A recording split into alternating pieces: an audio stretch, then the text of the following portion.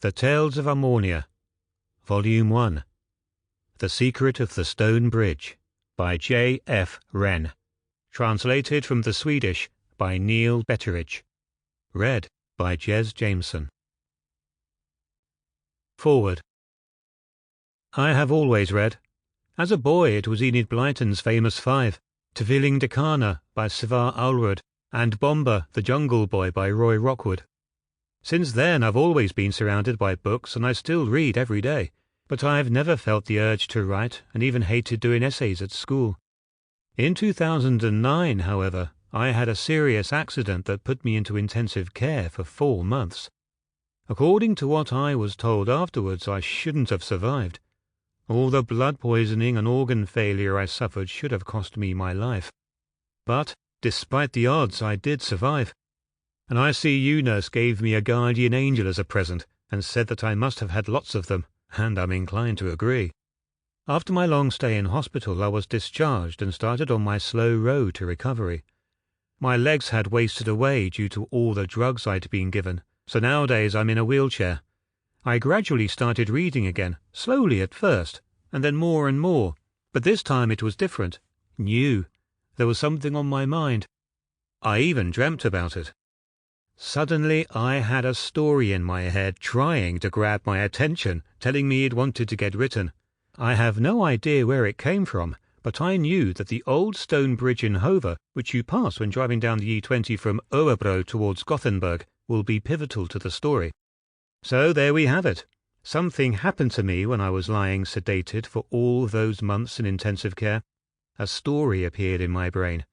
I don't know what the kind nurse who gave me the angel would have said, but maybe the reason I'm still alive is so that the story of the stone bridge and Agnes and all the others can be written.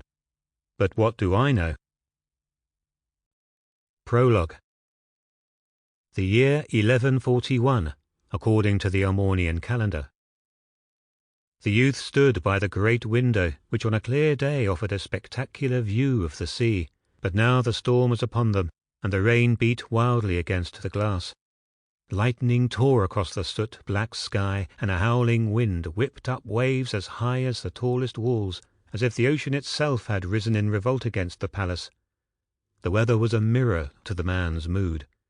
He turned back to face the room, which was in fact a large hall, or perhaps enormous would be a better word, for it could fit 100 people, and was mainly used for large gatherings. Despite its size, the hall was no echoing void. Its walls were adorned with paintings of Thulisian history, between each of which stood highly polished suits of armour. Handsome hand-knitted carpets covered the flagstone floor, and rows of chandeliers suspended from the ceiling on gilded chains. It was here, in this hall, that the horrors had begun. He cast his mind back to the evening 1 week ago, and the memory of it pained him deeply. As tradition dictated, a grand feast had been held here in honour of the fair Era, Thulisia's beautiful goddess.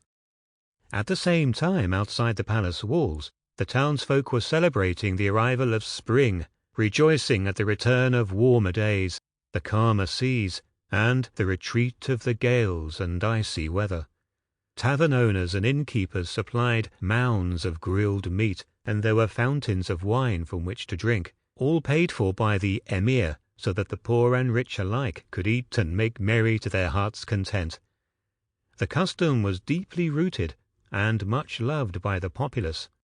Many a noble visitor came to the palace from all the lands of Amornia, with the exception of Nazaria. There was much eating and drinking, fine speeches in honour of the gods, and, to end it all, a ball. This last was a much welcomed diversion, and the honourable ladies and gentlemen waltzed around the hall to a chamber orchestra until the stroke of midnight. But by then the atrocity had already occurred. His father, the emir, had been poisoned. But as midnight rang out, no one was aware that anything had happened. No one knew that someone had interfered with the meat upon the emir's plate. It had been a slow-working poison, and went undetected for many hours, and it was not long afterwards that they managed to trace the noxious substance back to a morsel of uneaten meat on his plate. Sample complete. Ready to continue?